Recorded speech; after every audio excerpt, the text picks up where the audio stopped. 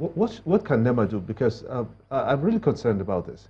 If the government is channeling the help or the funding for disasters such as flooding through NEMA, and you still see people trying to get from one place to another, setting up those makeshift bridges and with planks on it, a very troubling situation. Children usually fall from those planks when they're trying to get to school.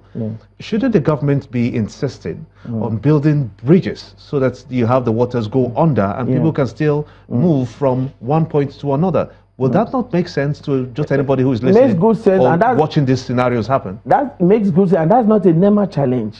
Because we don't put because when disaster do happen, NEMA comes in. We don't put city planning, all the things that we can make NEMA or state emergency management agencies as part of our planning so that we can, predict disasters and know how to prepare for them.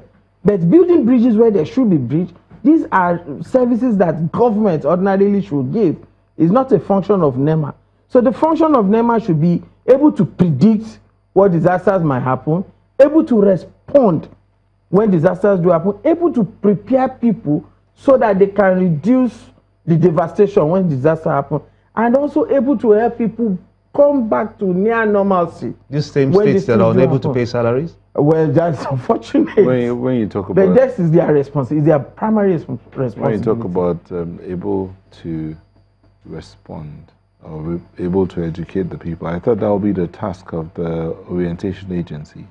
Orientation agency will support, and orientation agency is part of the agencies that work with NEMA. But when we talk about disaster risk reduction, it's a primary function of NEMA and the state emergency management agencies. Yes, orientation agencies, schools, media. For instance, the way we see you monitor the economy, it will also be nice to see media houses, televisions, help to interpret the state seasonal rainfall prediction of NAMED. The one, not just the one that says there's going to be this quantum of rain, but the one that tells us the impact that there is likely to be. If imagine if 3 months ago we are seeing it constantly as we are seeing the economy monitored, that there's likely to be flooding in this place, and this place is where they plant this kind of crop, and this is likely to be the implication for human lives, for livestock, for plants. The awareness and the preparedness will go beyond the people that will be affected. It will come to even me as a city dweller know that this is likely to affect food availability. This is likely to affect my family who live in the hinterland and what have you. So the National Orientation Agency, several other agencies have a lot to do in that regard with the coordination of NEMA, especially when we are talking about disaster risk reduction, preventing disasters, responding to disasters. This is happening. We're looking at the best possible way to go forward, especially considering the fact that climate change is still happening. Now, there are those non-governmental organizations that have been talking about using interfaith institutions to educate the people about the effects of climate change, the effects of all these activities. We talk about reduction in consumption, reduction in cutting down of trees, not dumping trash in our gutters, managing our refuse properly. What other ways can we go? So quickly, just to let us know that there are 4 things about climate change that is bad for Nigeria, for our part of the world. The first is that the climate extremes we are witnessing as a result of global warming, we are not responsible for. The developed economies that has polluted, that has complicated things. 2, we are the worst hit. We are Africa, Nigeria, we are at the center of climate change, more than even those who caused all the problem. 3 is that we are the least prepared to cope or to even come back after some of these extremes, because of course, our cities are not, our communities are not properly built to be resilient, our people are not sufficiently equipped with information. And lastly is that there are benefits accruing from climate change. Climate change is creating a new way of life, a new world economy, and we are not benefiting, we are becoming consumers as well. So people are dumping all sort of things on us. You buy incandescent bulbs that don't last one day. So there are a lot of, there are a lot of things that are happening.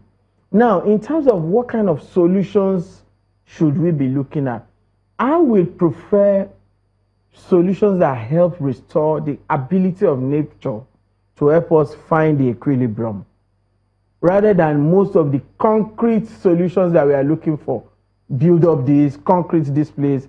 They have their effect elsewhere, or they are just delaying the doomsday. But when you help to restore nature, take a place like Lagos, for instance. Along the Lagos line, most of the places that are the wetland, they're supposed to help retain water, to help prevent Lagos from flooding. Look at the green belts along Lagos, the one that passed through Doyalaro up to through Maryland, Ikeja. People have gone in there to build.